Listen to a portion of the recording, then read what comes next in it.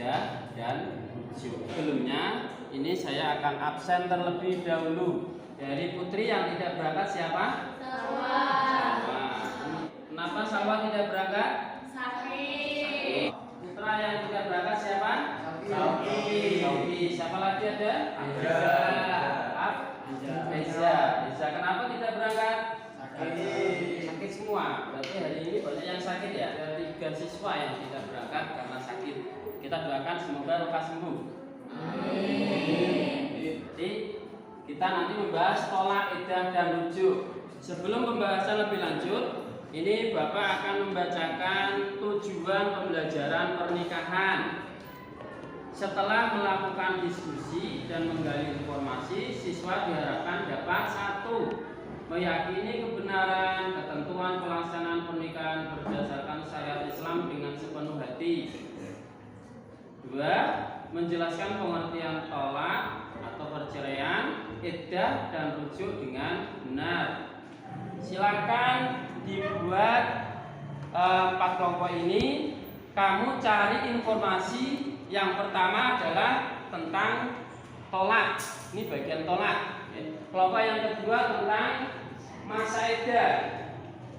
Kemudian kelompok yang ketiga tentang alasan jatuhnya tolak. Jadi di situ nanti ada penjelasan tentang li'an, ilak, bihar dan lain sebagainya. Dan yang terakhir adalah penjelasan tentang rujuk dan bagian-bagian rujuk atau macam-macam. Jadi saya kasih kertas HBS, silakan cari di informasi di internet atau di HP kamu.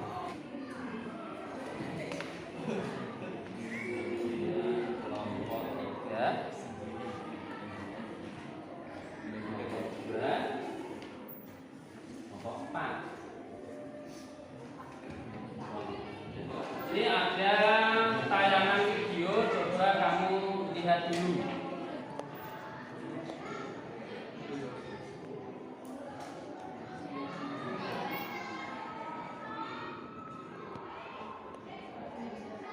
Coba dilihat tayangan video ini.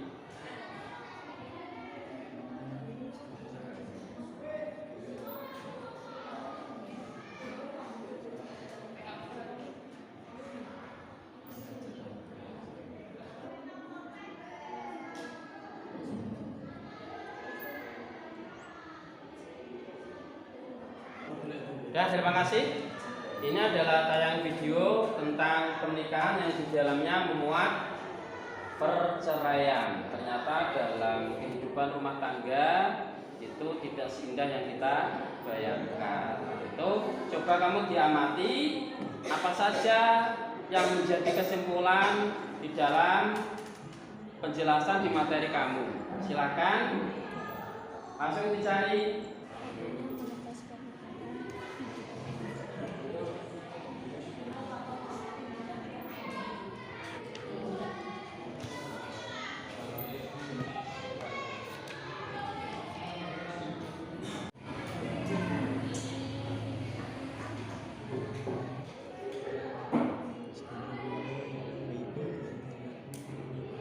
Sudah semua? Sudah ya? Kelompok 1, kelompok 2, kelompok 3, kelompok 4 sudah semua? Sudah. Silakan dimulai dari kelompok 1. Silakan presentasi ke depan.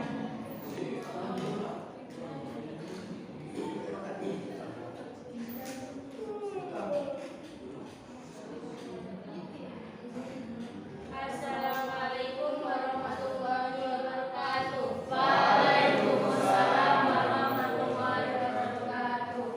Di sini kami akan menjelaskan tentang talak.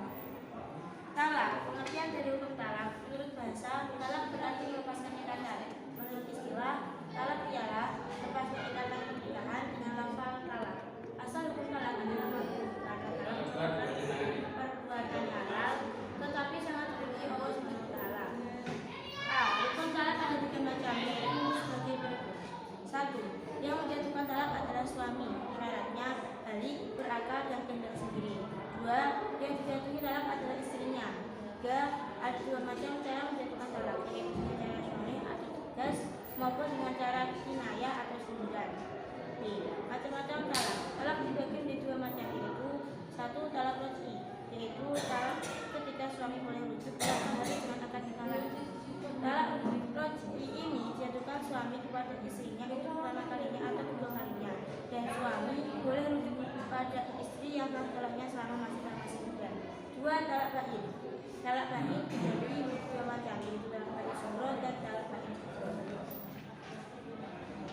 Talak bain sugro yaitu talak yang dijatuhkan kepada istri yang belum dicampuri, dan talak kubro karena permintaan istri. Suami istri boleh rujuk dengan cara akad nikah lagi, baik masih dalam masa iddah maupun sudah habis masa iddahnya. Yang talak bain kubro yaitu talak yang dijatuhkan suami sebanyak 3 kali dalam waktu yang berbeda. Dalam talak ini suami tidak boleh rujuk atau menikah dengan bekas istri kecuali dengan syarat, yaitu bekas istri telah menikah lagi dengan laki-laki lain, bekas istri telah dicampuri oleh suami yang baru, bekas istri telah dicerai oleh suami yang baru, bekas istri telah selesai masa iddahnya setelah dicerai suami yang baru. Sekian dari kelompok kami. Wassalamualaikum warahmatullahi wabarakatuh. Waalaikumsalam.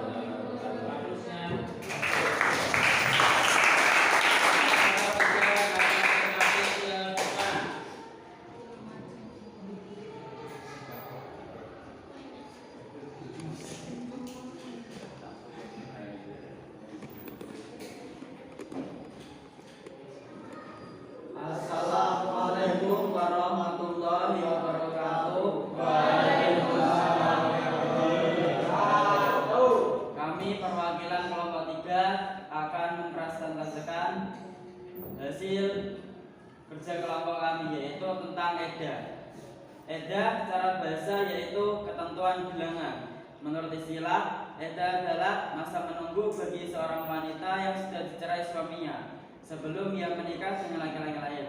Masa edah dimaksudkan untuk memberi kesempatan kepada bekas suaminya apakah dia akan rujuk atau tidak.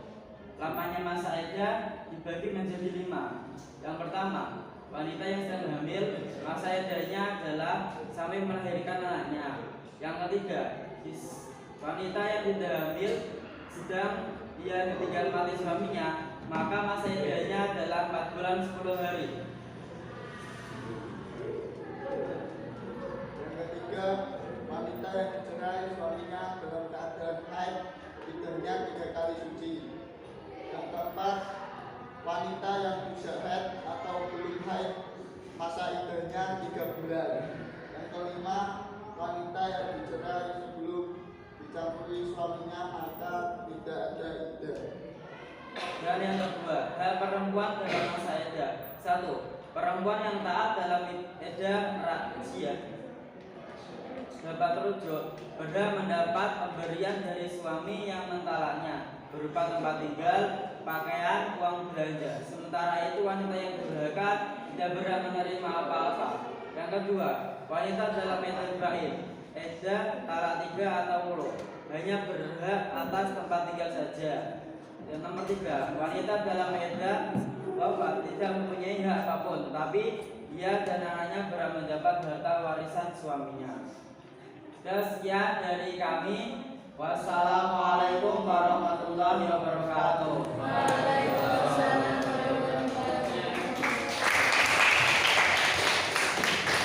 Silakan buat diskusi, kemudian membuat pertanyaan yang nanti pertanyaan itu dijawab dari kelompok lain.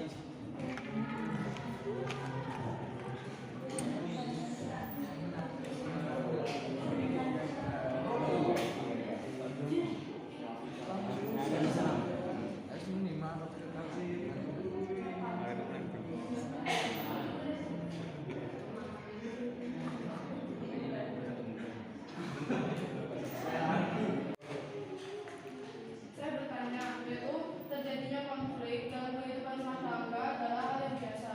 Asal konflik tersebut tidak sampai menimbulkan pertengkaran fisik bahkan sampai terjadi perceraian.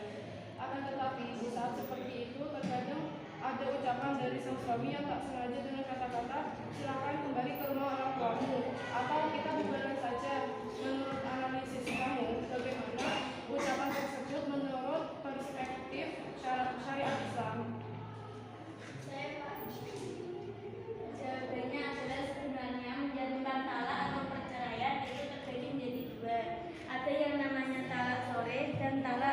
khianah. Dan menurutku ini termasuk talak khianah yang membutuhkan penjelasan dari sang suami. Bila niatnya menceraikan berarti jatuh talaknya, bila tidak ada niat mencerai berarti tidak jatuh talaknya.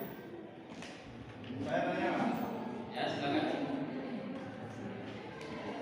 Contoh kasusnya seperti ini. Cinta adalah seorang istri yang ditinggal suami karena meninggal dunia. Masa iddah bagi Cinta adalah selama 4 bulan 10 hari atau 130 hari. Namun, sebelum masa iddah berakhir, Cinta telah dilamar oleh seorang pria yang ingin segera menikahinya. Karena khawatir terjadinya perzinahan, maka bagaimana mengatasi hal tersebut? Ya, silakan. Iddah adalah masa menunggu seorang wanita karena ada berbagai hal yang melarangnya untuk beraktivitas di luar rumah selain bekerja mencari nafkah dan melarangnya menikah. Jadi si Cinta tersebut tidak boleh menikah dengan alasan khawatir terjadi perzinahan karena iddah telah diatur dalam syariat Islam sehingga pernikahan tersebut termasuk tidak sah atau batal. Ya, terima kasih diskusi pada pagi hari ini, dan saya kira materi tentang tolak, iddah dan rujuk bisa dipahami ya. Ini saya membuat kesimpulan. Berarti kesimpulannya adalah dari kelompok masing-masing tadi sudah menjelaskan tentang tolak. Tolak itu perceraian. Kemudian iddah itu karena faktor ditinggalkan oleh suaminya atau faktor karena ditinggal mati oleh suaminya, sehingga sang istri itu harus sesuai dengan prosedur iddah, kecuali kalau suaminya meninggal kemudian sang istri tidak ada yang untuk menafkahi anaknya, maka sang istri boleh bekerja, tapi ketika sudah selesai langsung pulang. Oke, tidak boleh terlalu lama. Kemudian kalau masalah pernikahan dalam iddah tersebut tidak boleh menikah terlebih dahulu, harus menunggu masa iddah. Jadi kalau iddahnya selesai, berarti sang istri boleh menikah dengan orang lain atau pengganti dari suaminya. Terima kasih. Kemudian selanjutnya adalah refleksi. Silakan buka di HP kamu. Ada tugas LKPD bagian yang keempat. Silakan buka link di LKPD bagian yang keempat. Cari, itu ada soal. Buka di LKPD bagian 4 ada link. Coba dicari di HP kamu atau mungkin di laptop juga nggak apa-apa.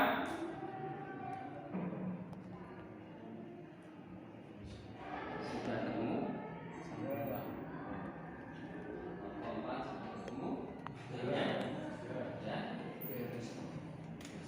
Nomor 3, nomor 2 sudah ada linknya, sudah ketemu?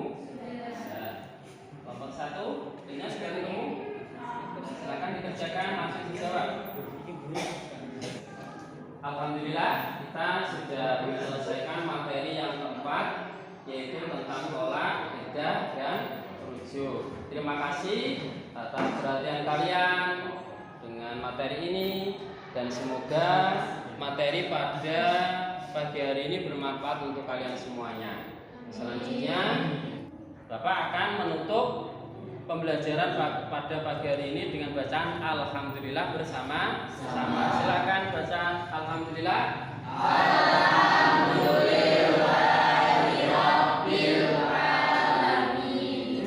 Sekian dari kami. Wabillahi taufiq wal hidayah. Wassalamualaikum warahmatullahi wabarakatuh.